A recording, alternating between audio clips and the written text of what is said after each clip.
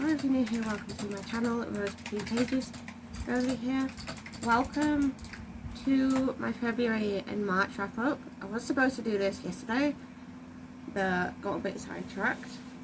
My day of Fallen Night has been way too investing and way too good at the moment for me to put it down, so I have decided that I am going to go through the books. There's these 5, and then there's 3 others that I need to go through. So in February I read 6, and in March I read 2. So there's 8 books that I need to talk about in this video with you guys. 5 of the books, as you can see, are from my TBR, my physical. 1 of them was from my Kindle TBR, and 2 of them was from my library. So the first one that I have to talk about is Last Word by Taylor Adams. I'm going to put it here actually. This was a 4-star thriller. This was my first Taylor Adams and I quite enjoyed it. I will be picking up from this author again. Very eerie and creepy. I quite enjoyed this. The author gave off vibes that he's a very messed up individual and is quite a perverted person. So this was about a author that was kind of a serial killer at the same time. He thinks it's fun to write about the people he murders and go into detail about it. There was twists left, right and centre in this book. It was insane, but some of the twists weren't surprising. The neighbour was a good character, but there was something about him that was off, and the woman that was letting Emma house sit, which is Jules, was a good character as well. The twists involving Jules was insane. Overall, this was very enjoyable, but be warned of infant death, suicidal thoughts, and very severe social anxiety going into this. I also did like very themed review of my February reviews. I did like themed pages. Same with March. Well, March not as much, but still. Those were only 4 because 2 of the books that I read in February I actually ended up DNFing. So I'm actually going to talk about this one next that I DNF'd. This is 4th of July Creek by Smith Henderson. This was my first read of this author. I just couldn't get into this. It intrigued me, the plot, the blurb very much intrigued me, but like it was too jumpy for me and I couldn't keep up with what was going on. I was very confused. One minute the psychiatrist would be with this family, the next he'd be rescuing this boy called Benjamin, the next he'd be with his own family, and it's like, what's going on here? Like, very confusing. I don't think I got too far into this. What did I get to? I got to, hang on, doesn't actually say. Oh wait, no, I got to page 99 and was just so confused. 1 star, it was very too jumpy and I wasn't enjoying it, so I just ended up DNFing. So this is going towards a free little library. You'll see that in a future video when I have a full tarot. I was going to say tarot bag. A full tote bag, when I have a full tote bag. Next is a book I actually enjoyed. This is a Warhammer that Josh hasn't read, but I have now. This is Sanguinius, the Great Angel by Chris Ray. This was actually very enjoyable, 4 stars. 4 stars. So I really enjoyed this. It's you're in the perspective of a scribe. I'm trying not to look at my notes. You're in the perspective of a scribe who has been called by Sanguinius. He's been summoned to write a story about him. So basically Sanguinius is like this demigod sort of person. because he's a Primarch, and Primarchs are very high up on the level of God. They're basically like demigods, so the Emperor's the basically God in this, basically. So he got summoned, and he likes that this specific scribe writes the truth and only the truth. He doesn't butter it up or anything, does this scribe. Excuse me. So we follow the scribe's journey, and he goes through battles. He talks and learns about the Blood Angels, Space Marines, who are these guys, and of course about Sanguinius himself. The epilogue was very interesting, and this book has made me excited for more Warhammer books with Sanguinius in them, because I quite liked Sanguinius's character. Just his entire vibe was just everything for me, really. So I enjoyed that. Next, I read Serpent and the Wings of Night by Carissa Broadbent. Basically with this, if you like Hunger Games and you like vampires, then you will like this book. Because that's basically what this book is. It's basically vampire Hunger Games. So you're following, oh my god, Araya, who is the adopted human daughter of a vampire king. And she has been sent onto this trial like every other vampire gets sent onto it.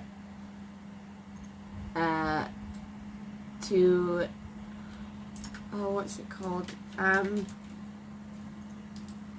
She gets sent on this trial to please the goddess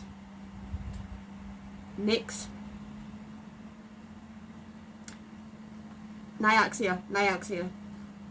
Nyx for short, though. And she has to go through all these trials and basically, like, survive, really. She has to survive. It's like a tournament sort of book, and it's made me excited for more tournament books, so I do want to read more tournament books. I do have a few on my shelves that need to be read. For example, Iron Flame, which is over there, and Battle Royale as well. I do need to read those.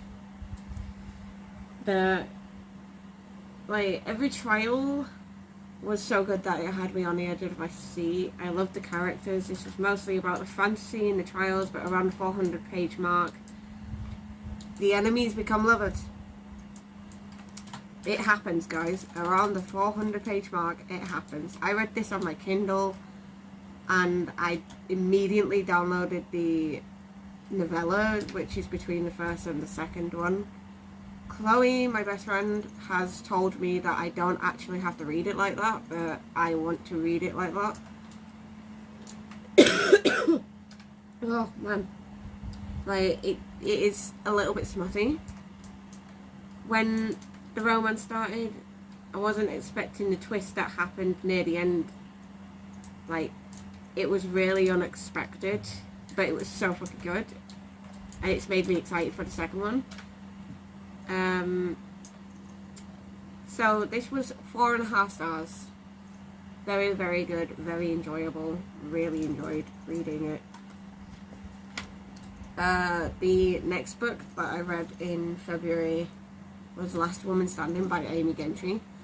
I really, really, really enjoyed the premise of this, but I couldn't continue on because it was making me very anxious. It kept mentioning sexual assault a bit too much. It kept mentioning it, and it was just really annoying that it kept mentioning that, because I really did want to like this book. The premise of this is basically there is two women. One of them is a comedian, and one of them is just a normal woman called Amanda. So you have Dana, who's the comedian, and Amanda, who's the normal everyday woman. And basically they formulate this plan to basically get back / get revenge on the guys in their lives that have been nasty or horrible towards them. So Dana gets revenge for Amanda, and Amanda gets revenge for Dana. It was really interesting, was the premise, but I just couldn't continue it because it was making me very anxious and making me panic, and I get very triggered with sexual assault. It's a very big trigger of mine, so I can't continue reading stuff that is constantly mentioning it. If it implies it, right, it's weird, if it implies it, I can just zoom past that part and continue on. But this kept mentioning like actual sexual assault and it happening, and I just couldn't continue, unfortunately. So that's my second DNF. These two are my DNFs, 4th of July Creek and Last Woman Standing, and guess what? They're both crimes. And I wanted to read a good crime for February, but obviously I didn't. I read a good thriller though, and I read a good Warhammer, so I'm not complaining. And we finished a series in February.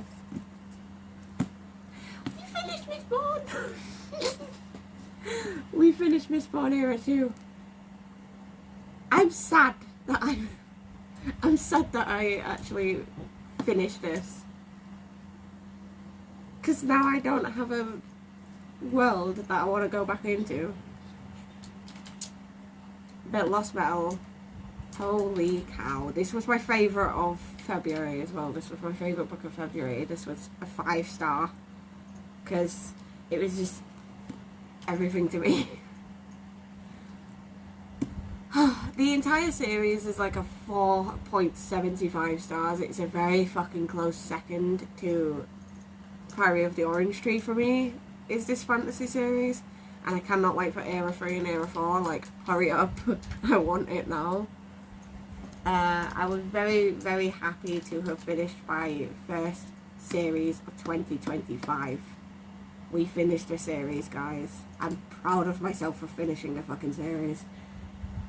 It's been an amazing journey. I honestly, like I say, I can't wait for Era 3 and Era 4 to come out. Like, Brandon Sanderson, if you're watching this, please, hurry up. I'll definitely be exploring more of Brandon Sanderson's work, because he's up there with Samantha Shannon being one of my favourite fantasy authors, which I'm happy about, because Josh was the one that actually introduced me to Brandon Sanderson. And if it wasn't for him, I wouldn't have branched out and actually found a new fantasy author that I love.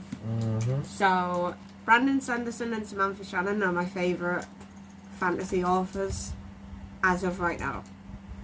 There could be more. There could be more in the future, obviously. Josh is reading Skyward at the moment. He's on the 3rd book. Yeah, he's on the 3rd book called Cytonic. And like him telling me what's been going on in the books has made me very excited to actually read Skyward. So I want to actually read Skyward. I want to read from the... Not there, it's up there. I want to read from the Brandon Sanderson bookshelf up there, because it's... I just love his writing. He's just got a way with writing. In this book, I was very proud of Marassi for moving up in the world, Wayne for accepting things as they are, and him as a person. Very proud of Wax and Starris for putting their differences aside, learning to love each other, and having children together. It was just everything, honestly. This book. Doing alright. Next I read Death of a Bookseller by Alice Slater. I am not gonna lie, this was longer than it should have been. It was very long. The writing made it very like medium or slow paced, and it was good. It was okay. Sorry about the coughing. I am currently still like getting over this cough. She's actively dying. But Definitely Bookseller was still good. It was a 3 stars. You are basically following Laura and Roach, who are 2 booksellers. You know that something happens to Laura, but you don't know what happens until like really fucking late into the book. Like, at first I honestly thought Laura was being a total bitch. This was very, very dramatic, was this. It was very all about Laura's life and Roach's life. Roach was a bit stalkerish. Laura was just very to herself, but she had her reasons to be very to herself. But like I say, it was way too long, in my opinion. And it could have been written a little better, but I did read this in March, 3 stars. And then my second read in March was The Goblin Emperor by Catherine Addison. This is one of Josh's books, but I read it before him. I had to restart this a little bit. I had to restart it twice because I was in the middle of studying while reading this, and I was very confused as to what's going on. So, like, there was a lot of characters to keep tabs on, really, in this book. It was really interesting, though, like, if they spoke informally to each other, they spoke Old English, which I found very, very interesting. And if they speak formally, they spoke in modern English. I found it really cool that that was the thing with this. It is a very complex fantasy. There's a lot more political than I expected, and because it was very political, I didn't expect for me to enjoy it, but I did. I like political fantasies, and I keep forgetting that I like political fantasies, because the thing is, Priory of the Orange Tree, one of my favourite fucking fantasies, is very political.